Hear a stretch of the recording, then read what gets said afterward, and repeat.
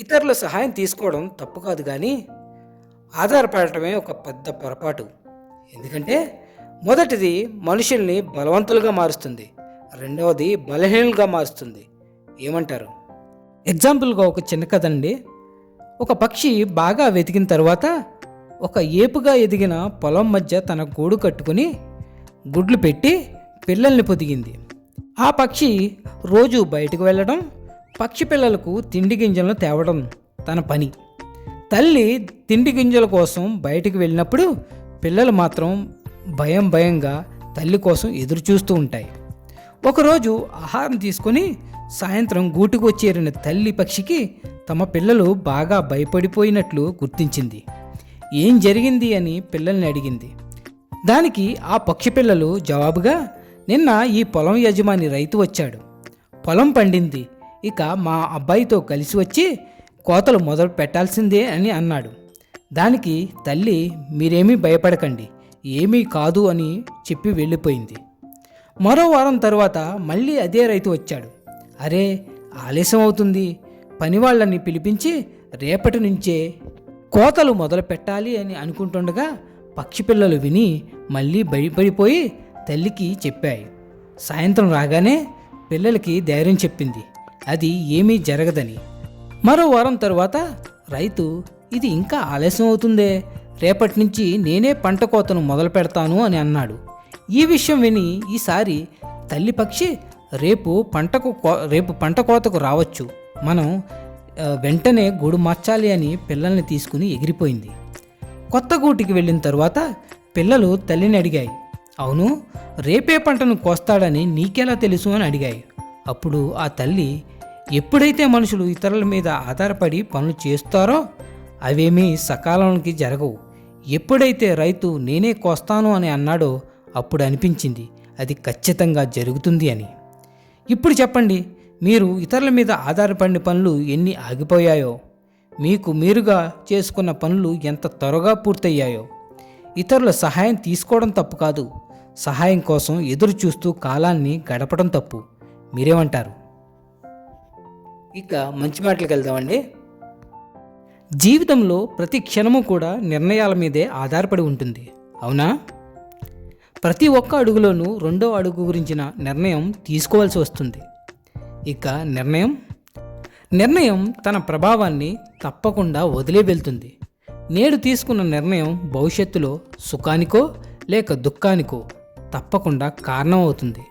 కేవలం అది తనకే కాదు, తనతో పాటు తన కుటుంబానికి, అలాగే రానున్న తన తరాలకి. అర్థమైందనుకుంటా. ఎవరు మిమ్మల్ని జీవితంలో విజేతవి కాదు అన్నా, అసలు విజయాన్నే సాధించలేదు అన్నా, ఎవరు వెకిలిగా నవ్వినా, ఎవరు హేళనగా మాట్లాడినా కూడా మీరు మాత్రం ఒక్కటే నిర్ణయించుకోండి, మీరు అవ్వాలి అనుకున్నది ఏది ఏమైనా అయ్యే తీరాలి అని. ఇక దేన్ని కూడా లెక్క చేయకండి, దేన్ని కూడా పట్టించుకోకండి. ఎంత కష్టమైనా పడండి. అందరూ వెకిలిగా నవ్వుతున్నా వారికి వీలైతే సమాధానం చెప్పగలిగితే చెప్పండి, లేదంటే వారికి సమాధానం చెప్పడం మీ గమ్యం కాదు అని గుర్తుంచుకోండి. ప్రతి వారికి వెళ్ళి మీరు ఇలా అన్నారు, దానికి సమాధానం ఇది అంటే ఇదా మన బ్రతుకు? ముందు మన బ్రతుకు గురించి చూడండి. నీతో నువ్వు మాత్రమే పోల్చుకో. నిన్నటి రోజున ఎలా ఉన్నావు, ఈ రోజున ఎలా ఉన్నావు, రేపటి రోజున ఎలా ఉంటావు అని నిన్ను నువ్వు మాత్రమే పోల్చుకో. ఇతరులతో పోల్చుకుంటే జీవితాంతం నీకు అసంతృప్తే తప్ప మరేమీ మిగలదు. గుర్తుంచుకోండి. మనకు కాలం కలిసి రాకుంటే బాధ తప్పకుండా కలుగుతుంది. సాక్షాత్తు భగవంతుడు కూడా కాలానికి తలవంచక తప్పదు. విజయం అప్పుడప్పుడు పిరికివాడికి కూడా లభిస్తుంది, కానీ కీర్తి, యశస్సు సదా శౌర్యవంతులకి లభిస్తుంది. మర్చిపోకండి. మనిషికి ఎంతో చౌకగా దొరికే సుఖం ఏమిటి అంటే మాట్లాడటం, అవునా?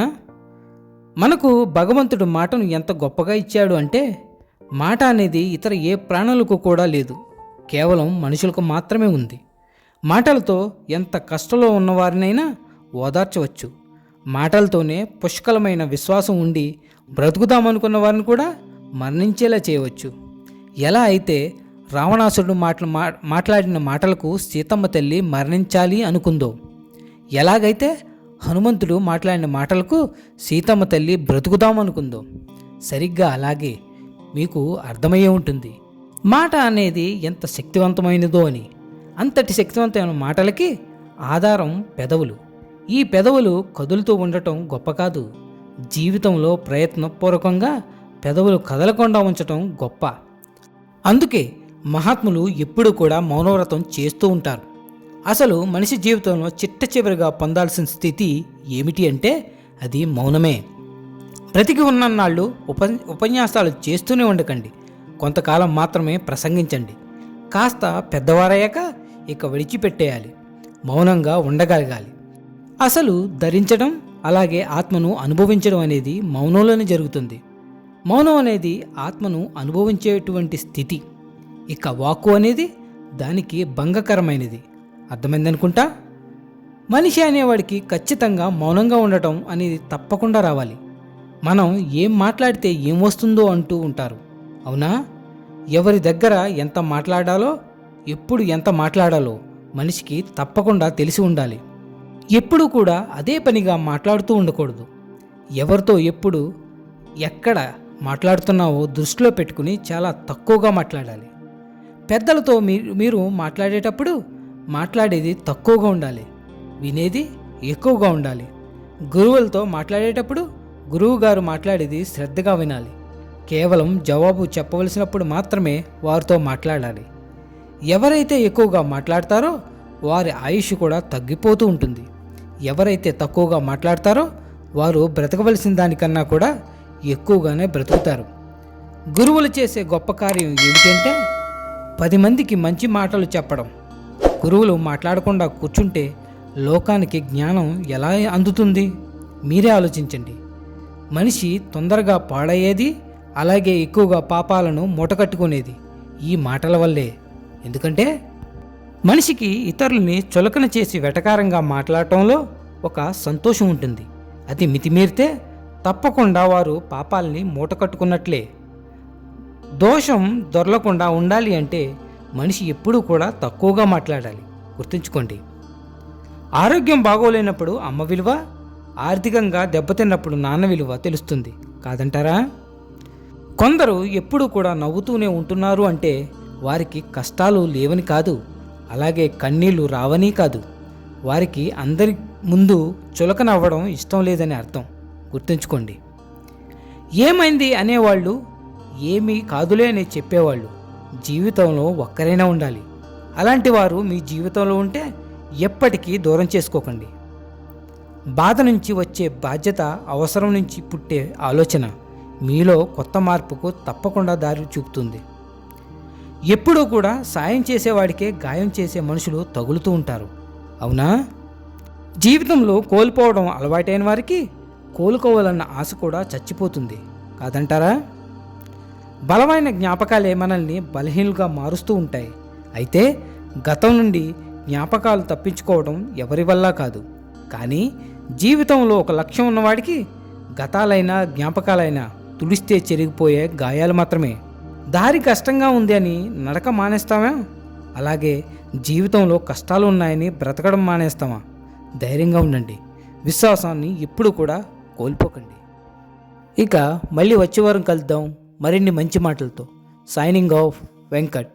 Thank you.